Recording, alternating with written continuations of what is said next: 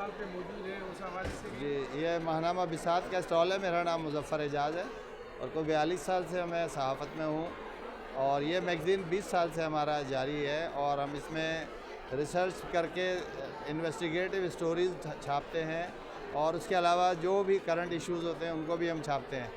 और कराची के अलावा ये सिंगापुर, दुबई, शारजाह, सऊदी अरब, जर्मनी, कनाडा, अमेरिका, हर जगह से हमारे पास रिपोर्ट्स आती हैं और उनको भी, और टर्की से भी आती हैं। इन सब जगहों से हम रिपोर्ट्स को भी शाया करते हैं और अब हम इसको जो है फुली डिजिटल कर रहे हैं। डिजिटल टीवी भी होगा, वेब पर भी हैं और ये हमारा एड्रेस भी आपको नज़र आ रहा है।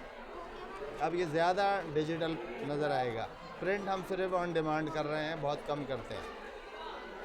Thank you. एक्सपो का ये लास्ट है, आप कैसे देख रहे हैं? मैं इनके साथ, मैं पाकिस्तानी ब्रांड को प्रमोट करने के लिए इनका साथ दे रहा था और इनके साथ देने ही के लिए मैंने ये किया है कि पाकिस्तानी ब्रांड्स को प्रमोट किया जाए।